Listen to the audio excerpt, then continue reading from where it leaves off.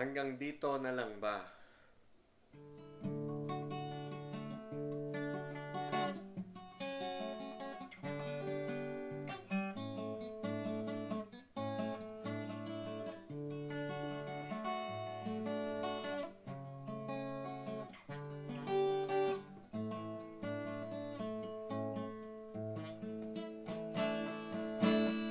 Tagal na nating magkaibigan, siguro na may kilala mo na ako.